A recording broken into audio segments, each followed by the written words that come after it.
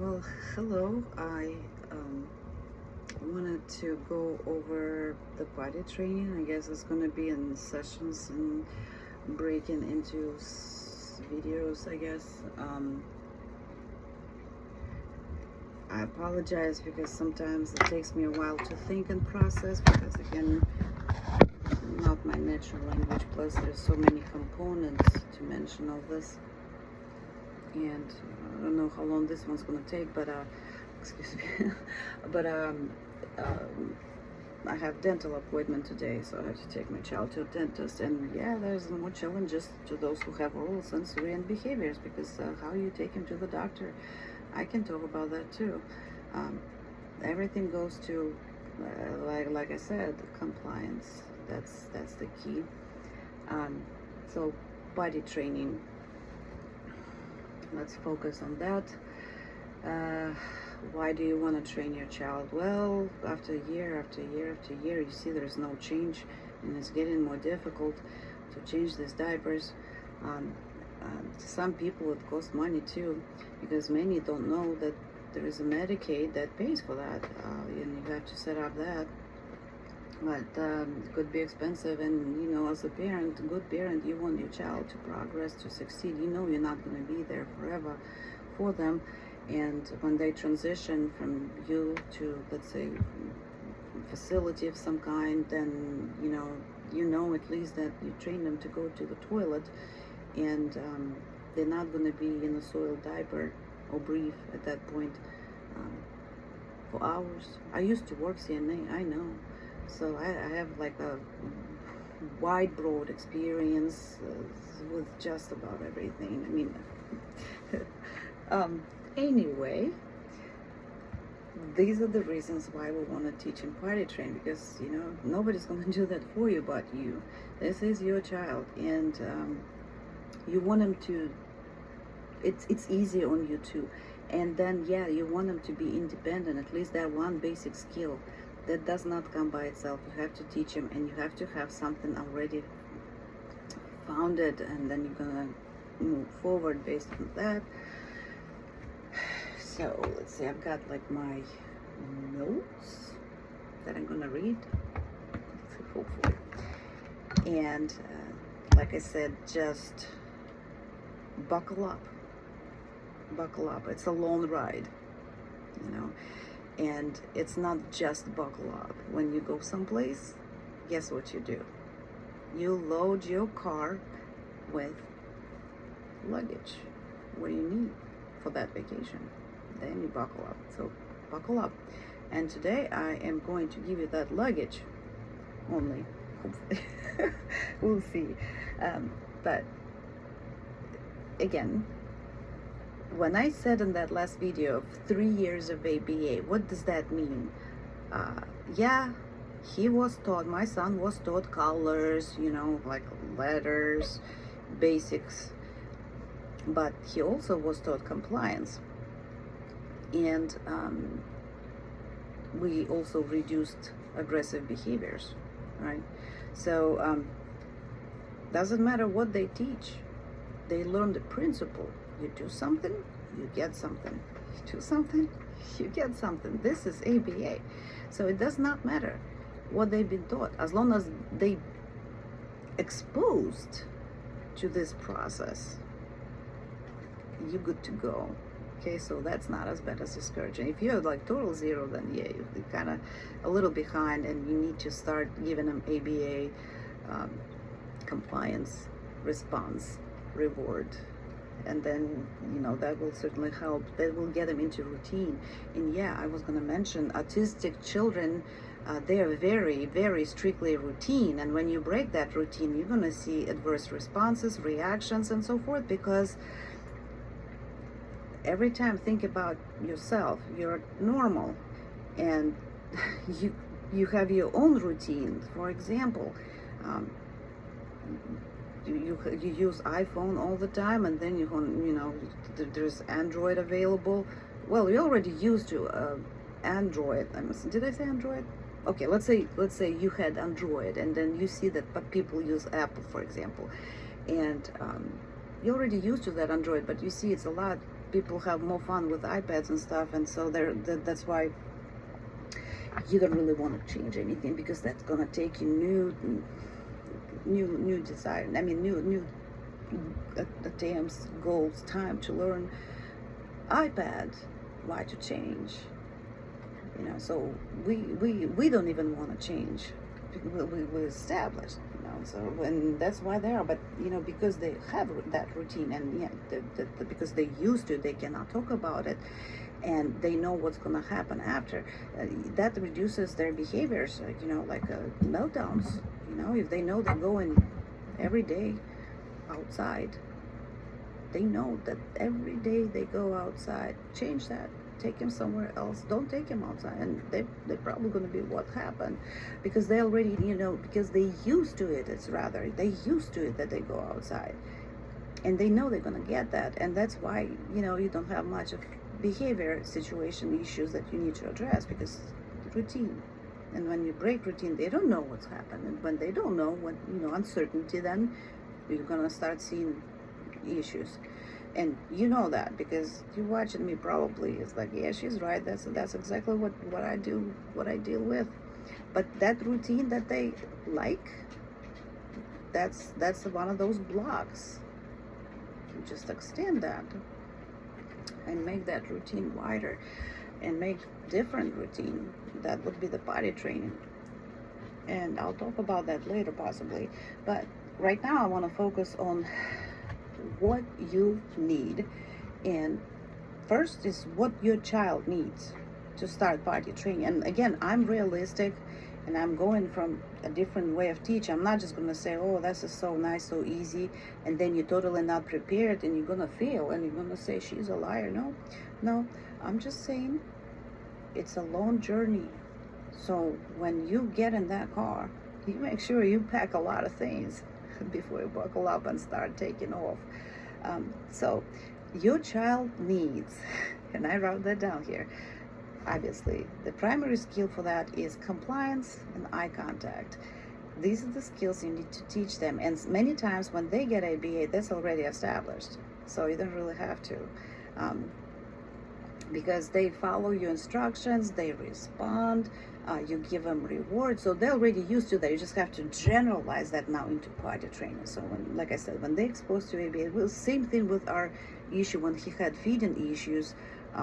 When I brought him into the center, he stopped eating. What do you do? And they said, well, he's gonna have success because he's been exposed to ABA, so he knows principles, right? And indeed, it took us 2 months, but he started eating again, right? So again, primary skills are compliance, eye contact, and then you have to prepare your reinforcers or motivators. What is interest for them, what they're interested in, what they want, because you have to give them something. They need to know that they did something right, and that's why they got it. And that could be another session just to figure out reinforcers. But once you do, you make sure that reinforcer is not blended with the other ones that you use. My child is very limited, by the way. That make it difficult, because he's only wanted iPad, digital, something. He didn't want any toys, and or food, because typically they use food like training like a rat or the dog.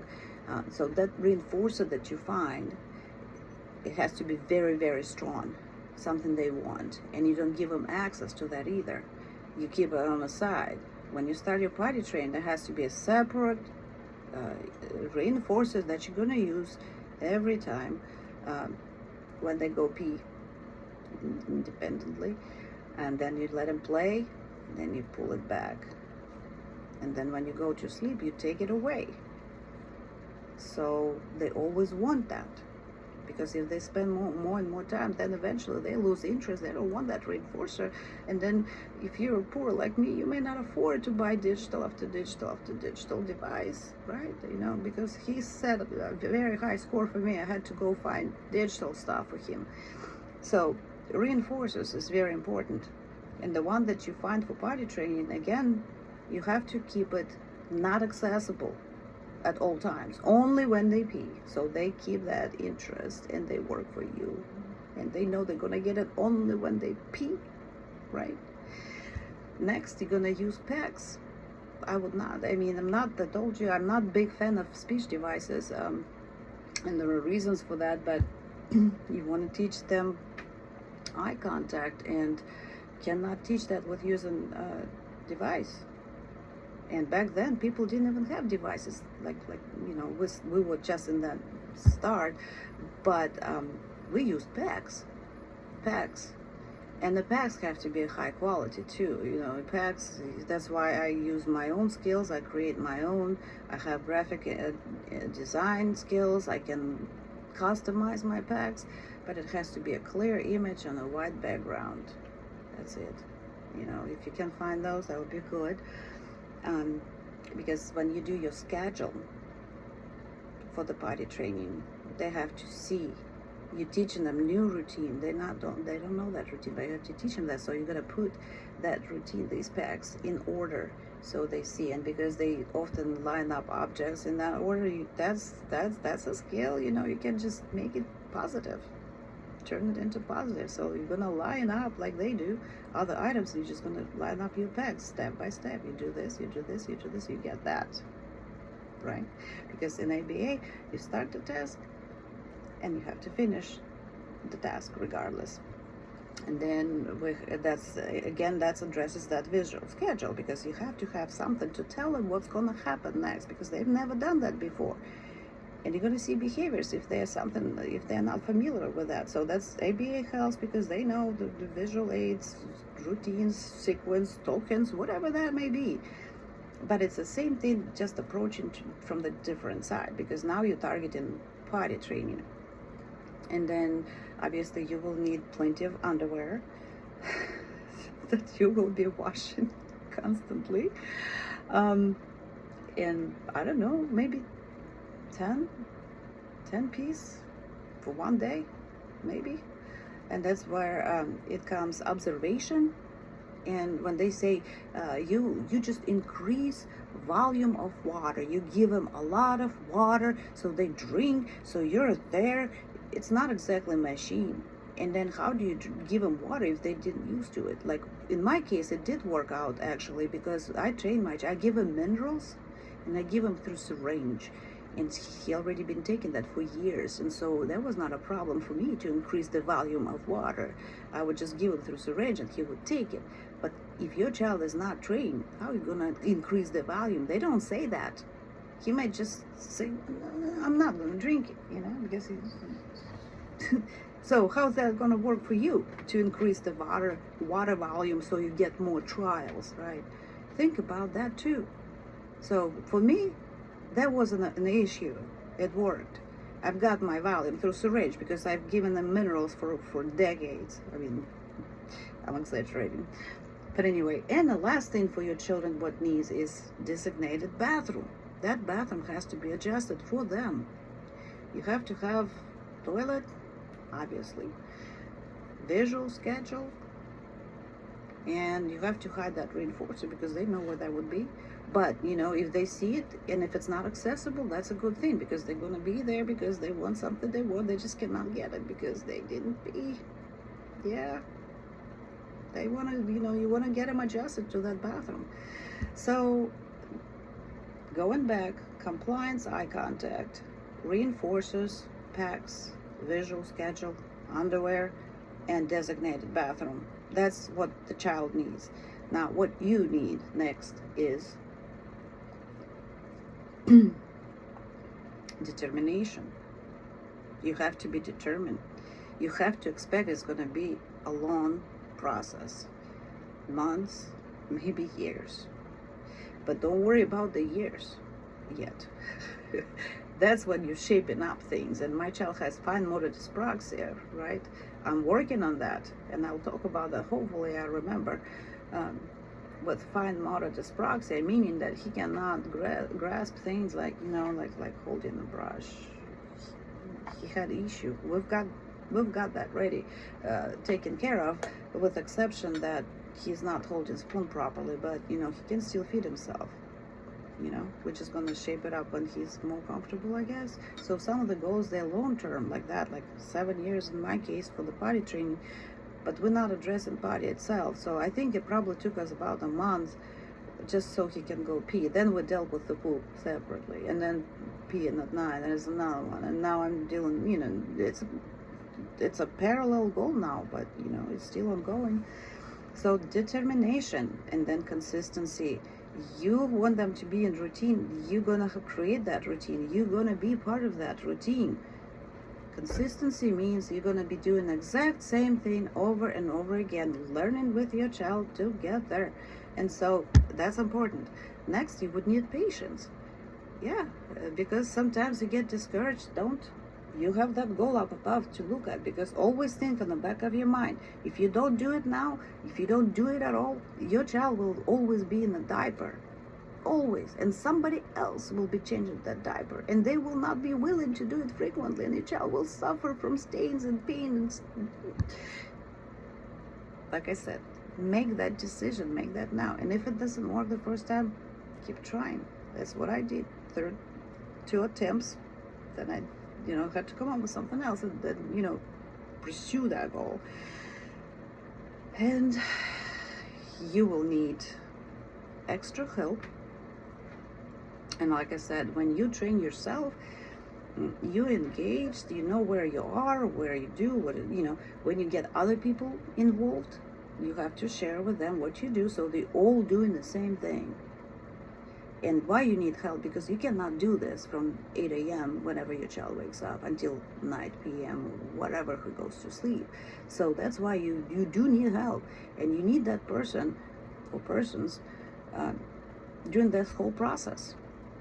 If it's ABA, well, you probably have to tell them what you do, and and if you're doing session there, then I don't know, do you even want to get involved and just have like a friend, have like an aide, have mother, father, sister, I don't know, but you will need help, because you cannot do it by yourself. Absolutely not. No, not realistic.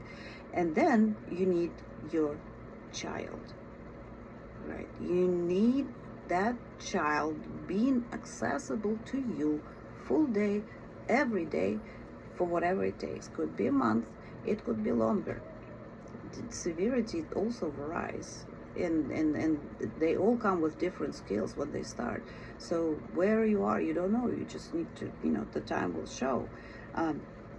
For that reason, like I mentioned in my previous video, ABA therapists, they recommend doing potty training if children in school, they go for spring break. And that's number one. It did not work for me. It was not enough time. So when we first tried to teach him potty during spring break, it didn't work. It was too short, not enough time. So we failed the first time. And then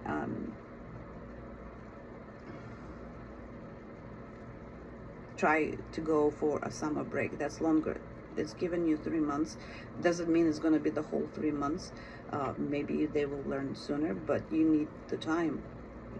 And it has to be consistent routine, same thing. So they cannot leave the house, they cannot travel anywhere. You have to settle for that. You have to think about that, right? Because you cannot distract that, because as long you hold, as long as you let go, it's gonna drop. That's why you have to go, push until they got it and they stay. Then you drop. I hope it makes sense how I explain things. So again, wrapping up, what you need is determination, consistency, patience, extra help, and you will need access to your child. Again, in my case, I just pulled my child out of school, because to me it was priority to teach him in the potty training, because I know they wouldn't do it. They will not do that. Do not rely on school people. They're not trained to do that. They have special education. They don't have autism education here, right? So don't rely on schools. They're gonna do what's easy, and by the time, even if they wanted to help, speaking in favor of schools, they don't have enough assistance. They have 7. They have ratio 3 to 7 to 8. I don't know what it is nowadays, but this training needs one-on-one. And when you have ratio, like let's say 2 to 7, 2 to 8, or 3 to 8, it's not one-on-one. So you're gonna see your child going back in diapers. So everything you put in, it's gonna go back down. You're gonna start all over again. So that's why either you select a longer time, like a summer break, or you just have to get them out of the school. But that's something, you know, you need to do yourself. Don't rely on school. And the phases are, I mentioned that it's, you know, you teach them one by one. You don't just like throw everything at them. You teach them one by one, and it's a slow steps, up. But you break it on phases, and first you target in, well, main goal is potty training, but you also break this in milestones. And the one is like you're gonna train him just pee daytime. And there's gonna be plenty, believe me, but you can build on that. Then you can address going pooping, whatever, but peeing right now, let's just focus on that. And usually it comes parallel with, you know, with the peeing. Then you're gonna address nighttime, and then other. This is what I'm doing right now. I'm shaping. I'm making. Teaching him to ask me if I'm not home and the bathroom is not available. And so I'm looking for signs. I'm looking for words now, in my case, where he can tell me if he wants to go to the bathroom, because we're in the park and I don't give him bathroom, and I don't take him to the bathroom as often, and I'm giving it difficult for him and trying to kind of like prompt him how he's gonna figure out what he needs and how he can tell me that. Right? So he needs to tell me that I need to go to the bathroom, and that's what I'm working on. That's a much better. It's already finalized in this whole process for potty training. So I did talk about the routine, why we can build on autism routine, because they're already used to. They cannot say things, but that's why they don't change routine. And if you do, you see behaviors. Sometimes you even change a route when you drive, and they get upset because they don't understand where you're going. You didn't tell them that, and they don't know. Even if you did, they may not understand. Again, careful approach. Potty training is a very serious, and it has to be very careful approach, because there's some, you know, issues that may happen. Like in my introduction video, for example, I was mentioning about that girl that they potty trained, and they said she's gonna take that underwear and go to the bathroom because her underwear is wet, it's uncomfortable, and she's gonna learn in basically targeting sensory to teach her through the sensory. And I give you two examples, that girl and my son. That girl, what she did was she you know, they took the diaper off, they put underwear, and she peed, and they said, now you're gonna be in that wet underwear, and she started taking that off, right? Because she was not comfortable indeed, but you know, she found an easier way. Instead of going to the bathroom, she would just take that underwear off and walk naked. And guess what happened? I forgot to mention that in the previous video. She took that behavior in school. She started taking underwear in freaking school. Can you believe that? That was a mistake, and you don't want that. That's why it's so important to kind of like teach him the right way. You don't teach him the wrong way. You don't teach, you know, because if you teach it the wrong way, there's going to be mistakes like that one. And then they had to address that behavior, and I think that they probably still do. Because if she's just, you know, had an accident, for example, right? Like she's trained, but if she had an accident and pee by accident, and she takes that underwear in school, yeah, you have to think about these things. That's why you cannot afford to make mistakes, because they're gonna deal with those mistakes again. So very important to do it the right way and approach that carefully.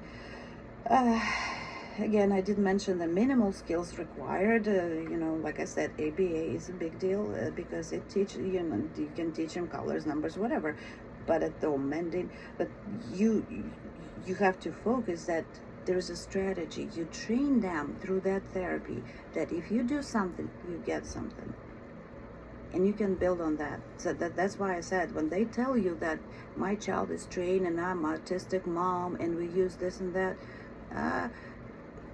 no, I'm sorry, but you have to have something on the ground. You have to establish based of something. You cannot just like, oh yeah, I'm gonna do budget. There's a lot of things that come into place before you do it.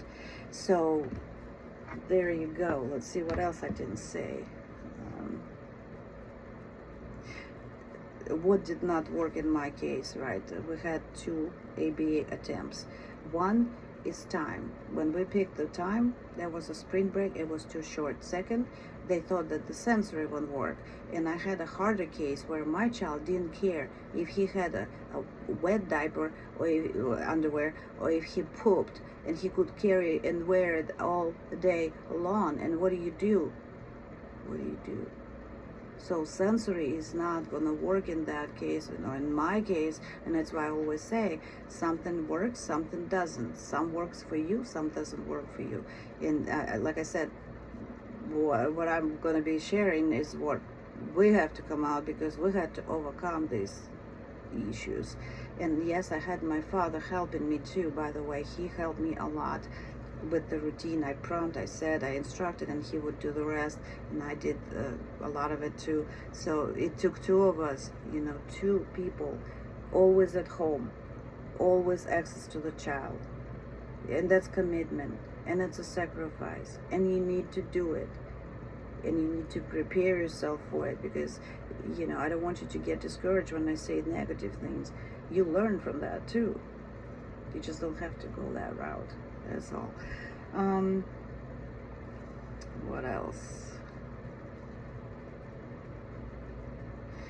I think I actually said everything. Look, I did very well. I had like the 2-page, the board with what I have, I'm living in shelter, by the way, but I thought, like I said, I share something with people that desperately need, even under these circumstances. Just look at me. I'm resilient. I'm still fighting. I'm still teaching my child other things. I'm still doing something, and you can too. You can too, because you do not want your child to be dependent on somebody else, especially, it's not exactly feeding. It's poop. It smells, yeah. And I've been a CNA. I work with elderly. I know. So get patience. Think what I just said. See if you can even do that. Find the time, whether it's summer, pull them out of school, and then go from there. So hopefully I talk to you soon about more information. Bye.